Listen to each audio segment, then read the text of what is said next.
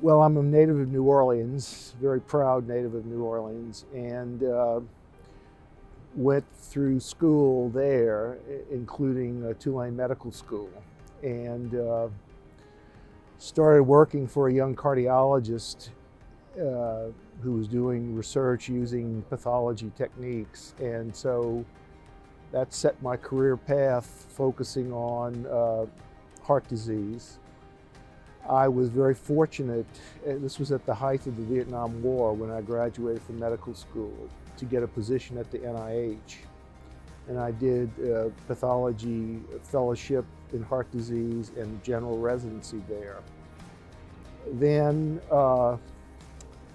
there was a fellow there who was a couple of years ahead of me, Jim Willerson, and he subsequently took a job at UT Southwestern, and they wanted to get a major research program going in ischemic heart disease. So I was recruited. So my first academic job was at UT Southwestern, and I was there for 15 years. And at that point, I was very interested in having a leadership role. And the opportunity here at UT Houston became available.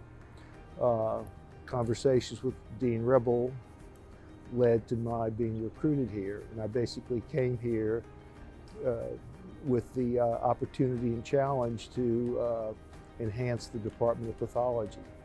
And I've been here for 30 years.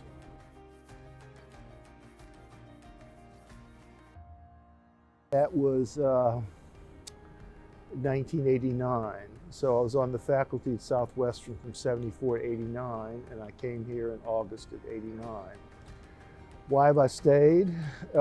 Well, through ups and downs, challenges and opportunities, I find this a very exciting environment to be in. Both the medical school proper and being part of the Texas Medical Center, they're just unparalleled opportunities for personal growth and development, as well as playing a leadership role to bring other people along, which I find great satisfaction in doing. So I've done just about everything there is to do here. I've been a department chair, I've led the practice plan, I've been a dean, I've been a vice president, and I've had the head of the library, and now I'm back to my roots of being a professor of pathology.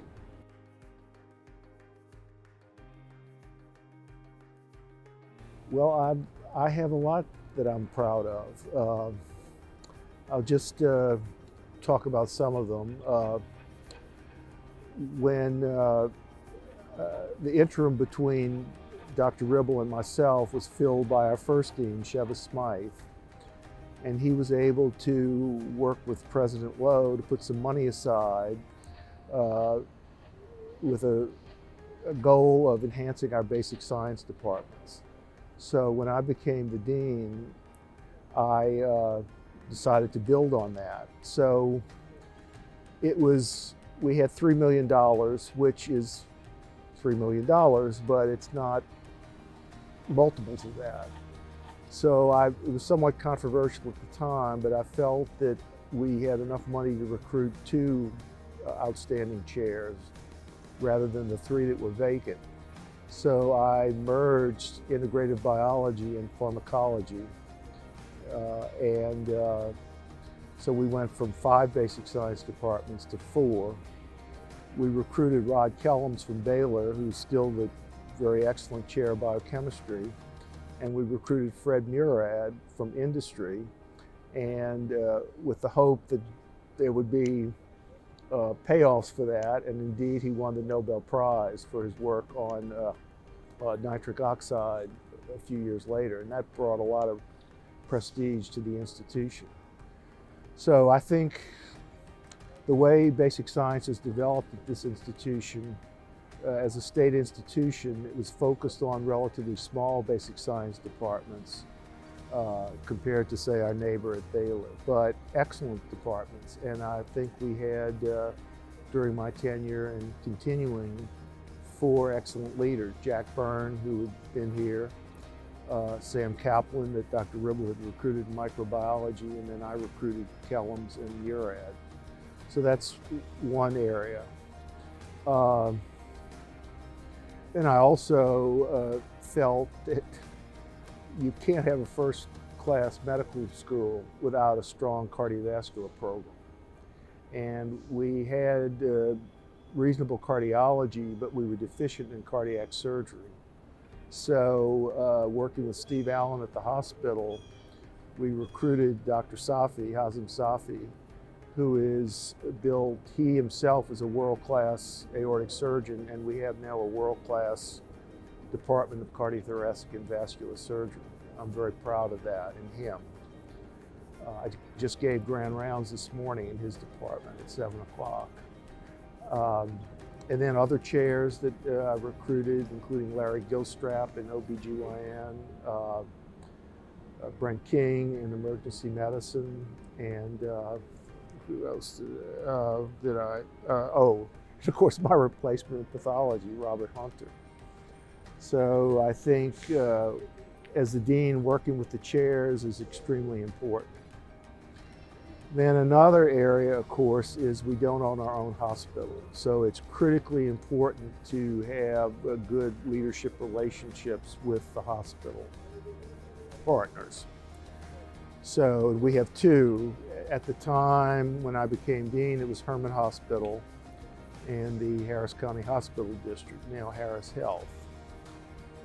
Shortly after I became chair in 1990 is when the AMS, Affiliated Medical Services entity, was created to work collaboratively with Baylor.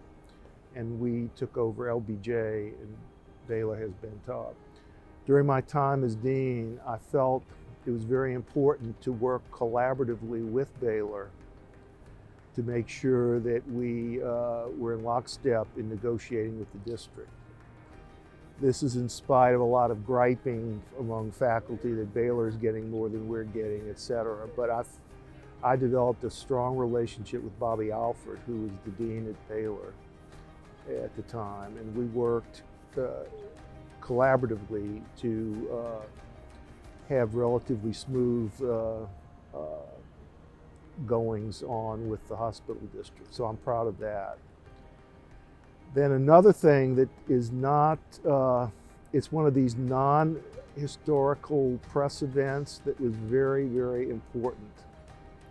And that is, and I think it was 1997, the affiliation agreement between the Health Science Center and the medical school and Herman Hospital was coming due for another renewal.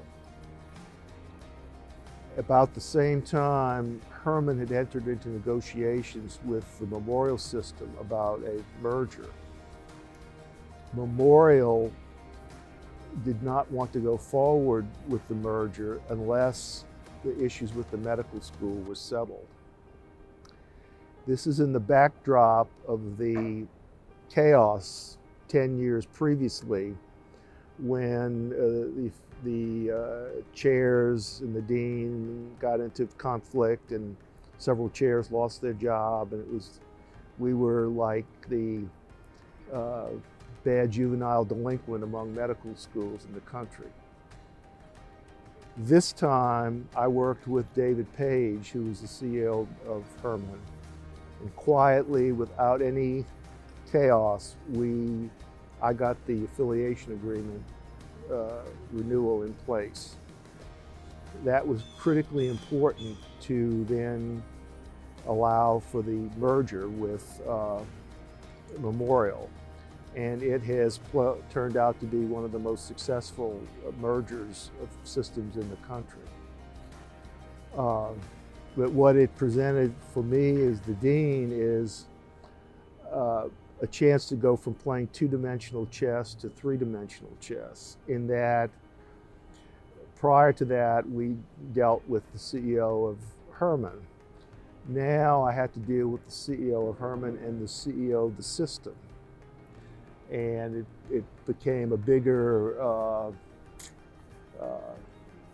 playground, if you will, to interact. But Again, those relationships between the medical school and the hospital partners are critically important for the success of the medical school. And I feel that I was able to steer that in a proper direction during my time as dean.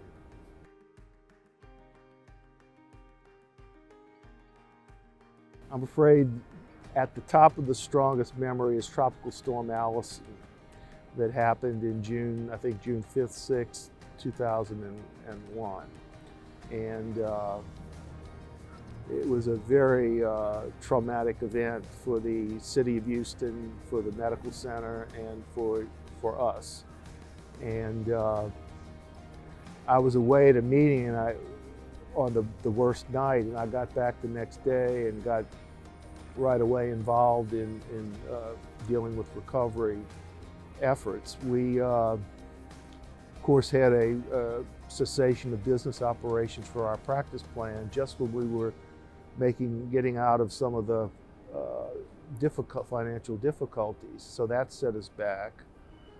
Of course, the background to it is that I'm not an electrician, but the electronic switching gear was in the basement of the institutions. They knew it was not the best idea, but didn't take the resources to do something about it.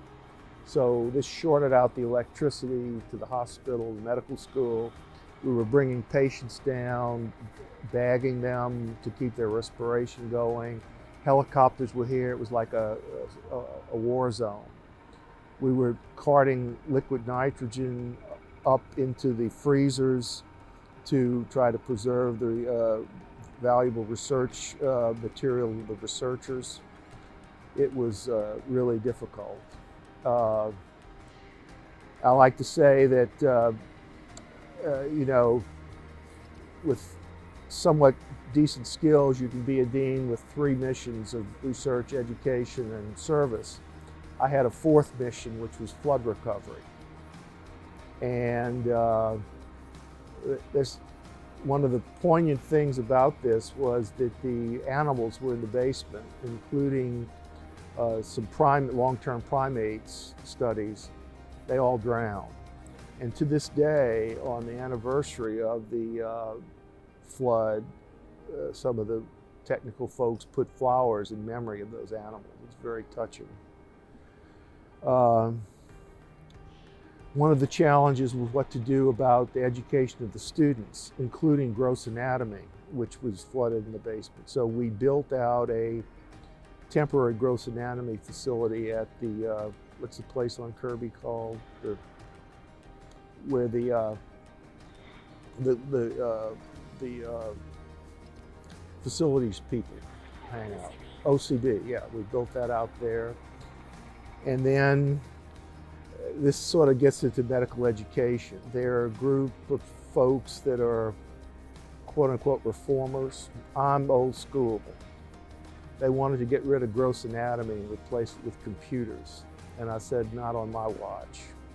So I was instrumental in building back the gross anatomy facility in the basement, which is now coupled with a very nice clinical skills facility. It's a top-notch facility, so I'm proud of that.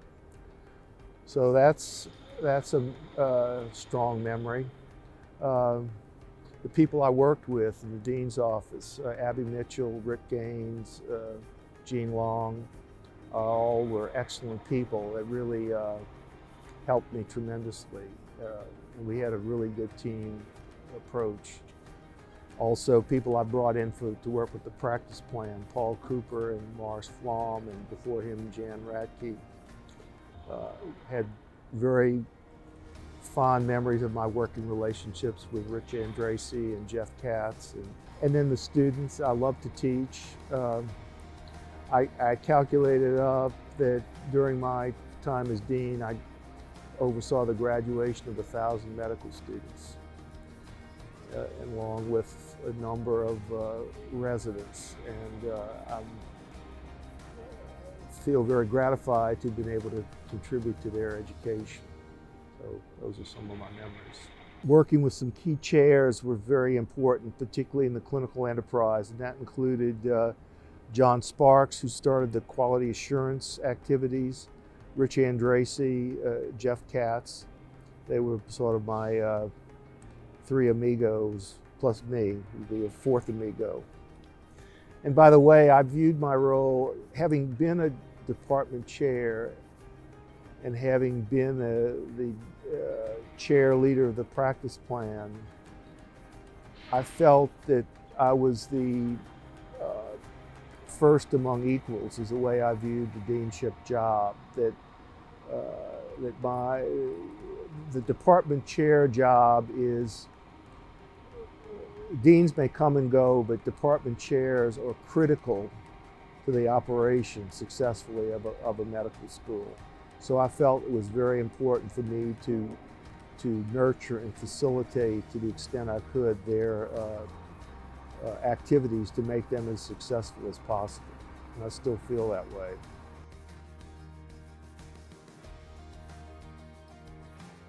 Well, continued growth and continued accomplishments of excellence. I think that the current leadership, Dr. Stoll and Dr. Colacerta, particularly Dr. Colacerta, has built up the clinical enterprise a lot. The hospital is, and the hospital system, I think, is progressively maturing, becoming more sophisticated. And medicine in general has become much more sophisticated. In my own field of pathology, cardiovascular pathology, we're being able to do much more and being demanded to produce much more sophisticated diagnoses using a lot of technologies that weren't all that available before. So I just see progressive growth and expansion in the academic enterprise. But I might also say that I think American medicine is got its problems and is at a crossroads, and the ever-increasing spiralization of costs is just not sustainable. And I think one way or another, new systems of healthcare delivery and funding are going to come about, and there's going to present challenges for medicine in general and academic centers in particular, and we have to be nimble to face those challenges.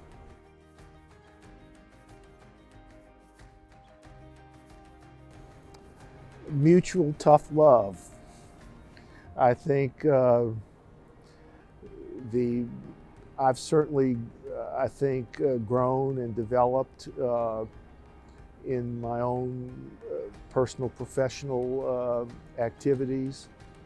I've become hopefully smarter and wiser in dealing with people and working with them. So it's been a learning and maturation process. And I've tried to do what I can to make a difference in the lives of many of the people at this institution, as well as I think I left the medical school in a better place than when I took over. Not to say that the others in their time didn't also do the same thing, but I think I contributed to the advancement of the school. For this interview today, I wore my AOA tie, which is Alpha Omega Alpha, the Honorary Medical Society. And at my core, in spite of all of these things that I've done, I remain a physician and a physician scientist. And that's what I have been able to continue to do through all of these different activities. So, and the other thing is the theme that I cited and promoted as dean and continue to promote is what I call balanced excellence. I think it's important to blend all of these complicated threads in education, graduate and undergraduate, clinical service and research into a more unified whole. It's a real challenge, but when the different parts interact, you get a synergy that elevates greatly the whole enterprise. So that was my goal that I've continued to pursue in whatever opportunities I have.